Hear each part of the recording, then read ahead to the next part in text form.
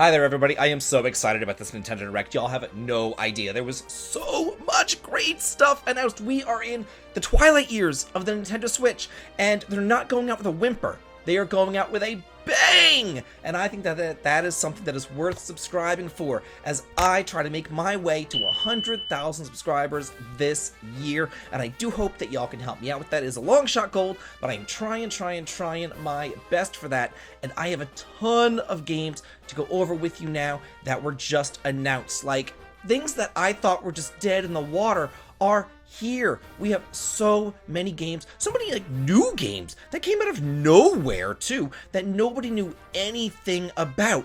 Starting off with Mario and Luigi Brothership. This is a Mario and Luigi RPG. We haven't had one of those in like 9 years. This started off on the Game Boy Advance, then it moved on to the DS and the 3DS, then it just kind of like died out. We've gotten Paper Mario, and we got recently the Super Mario RPG remake, so I think that Nintendo sees like, hey, there's actually a market for this. So it is here. We're getting a new Mario and Luigi RPG coming out on November the 7th. And it is so cool. This is a seafaring themed game as you like use cannon travel services like Secret of Mana to like shoot from island to island.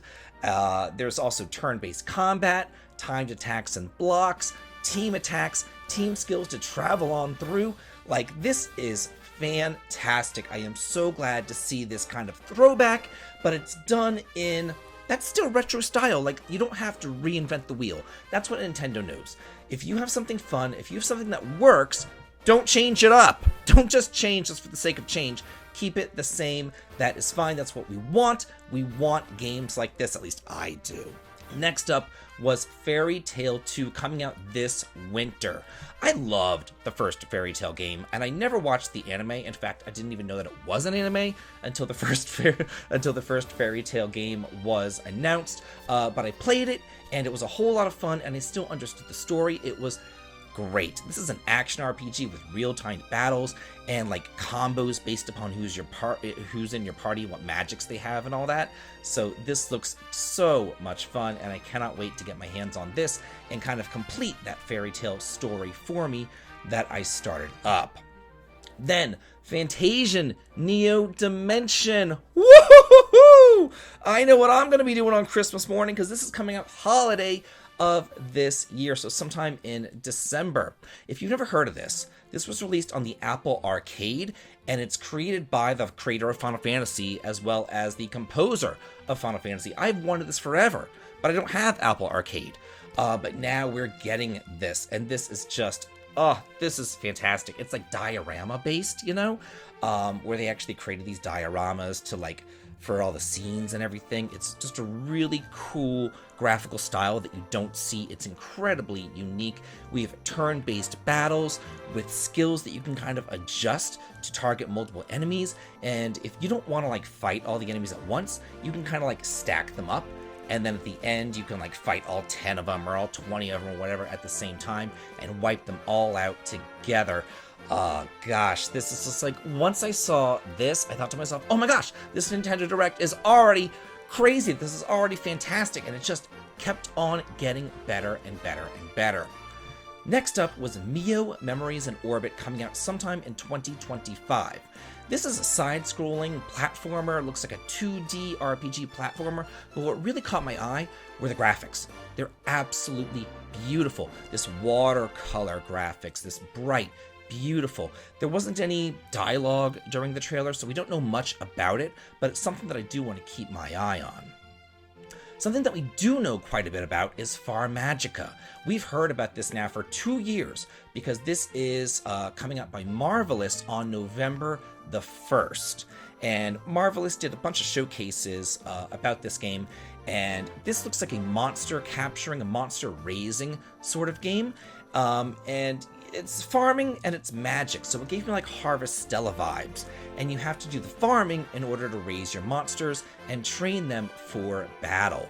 And like you don't just like fight with like one monster, you fight with like 50 freaking monsters, but you can also merge them together for like this giant mutant summon and then just unleash them upon your enemies and blast them into smithereens. This looks like something really, really fun. November is packed I'm going to have 2 weeks to play Far Magica, because on November 14th, Dragon Quest III HD 2D. Whenever I saw this, I literally began hyperventilating. I teared up.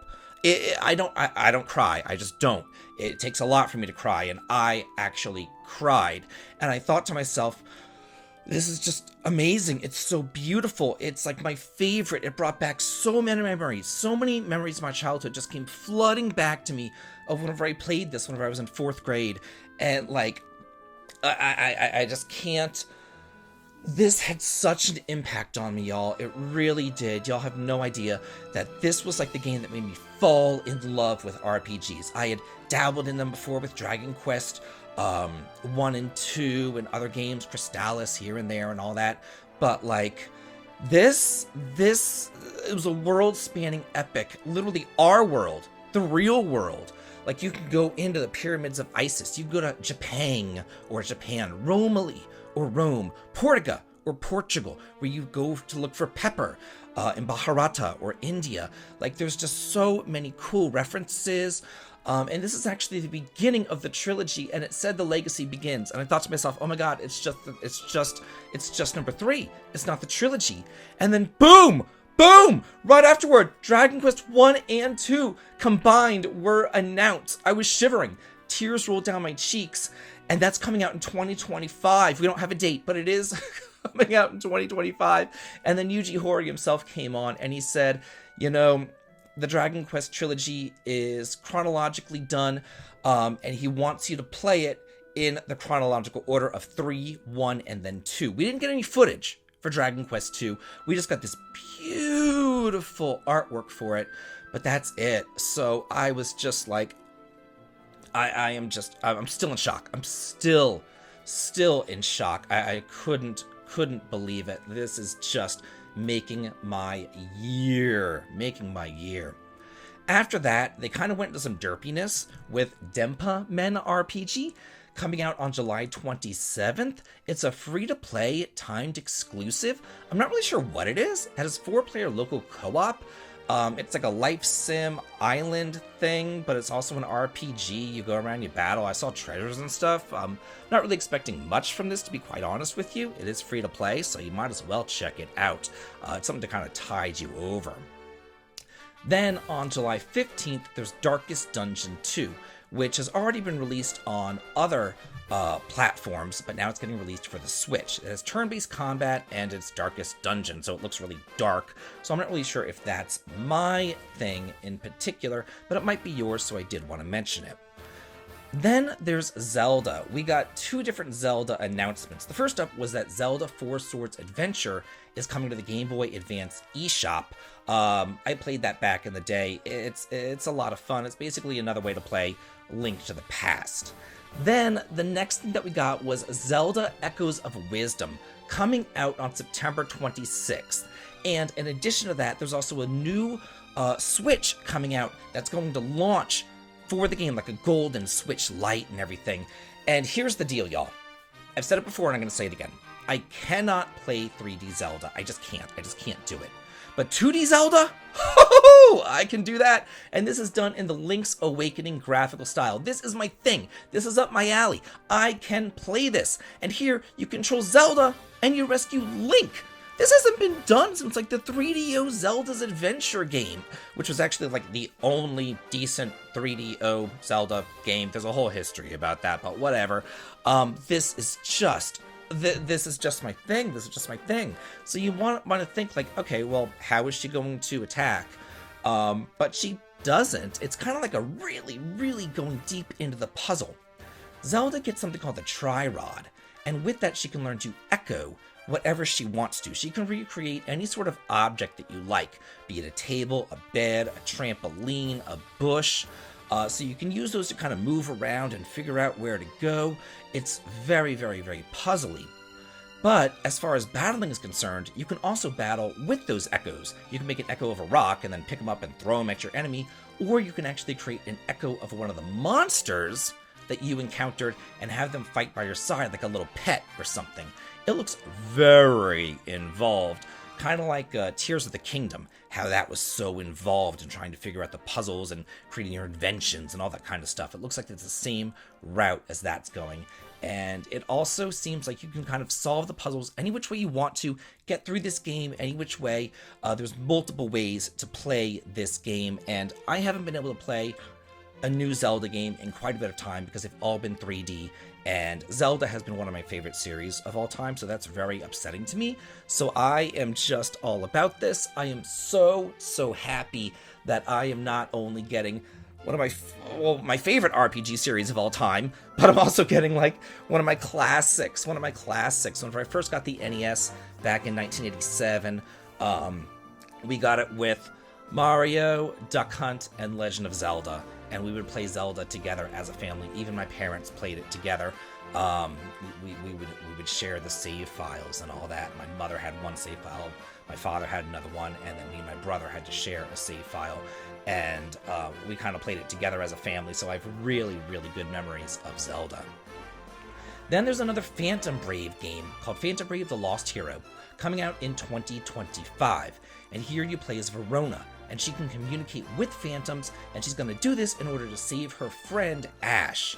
And it's tactical turn-based combat. There was a previous Phantom Brave out by NES America, which was fan-freaking-tastic, and I think that you can play that on one of those like NES collection things. So if you haven't gotten a chance to play it, it is available on modern consoles. Here you like take your phantoms and you combine them with the various objects on the battlefield to like maneuver them around. You can like put your phantom into a fan and blow enemies away, or put your phantom into a cannon and literally blow your enemies away. It looks really cute and really fun. Something else that looks kind of cute, not really my thing, but I figured I'd bring it up. It's called Tales of the Shire, A Hobbit's Adventure, coming out this holiday season. Looks like one of those cozy games. Like, it literally was like, you can throw a dinner party from the food that you foraged and farmed. And then you can go out and fish, and then you can cook. And yeah, I'm just like, okay, whatever. Not really my thing, but again, I thought I'd bring it up.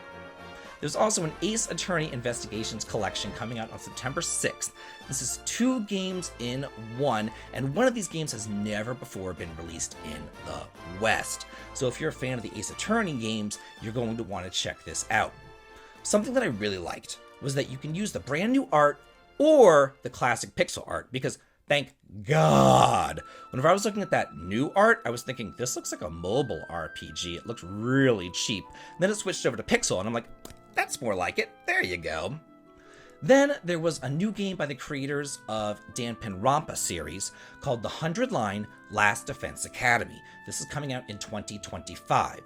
And basically, these weird, strange creatures appear, and this guy gets attacked, and then a mysterious school mascot appears and takes him, as well as 15 other students, to this academy, and he has to defend the school for 100 days. It's like a tower defense sort of game.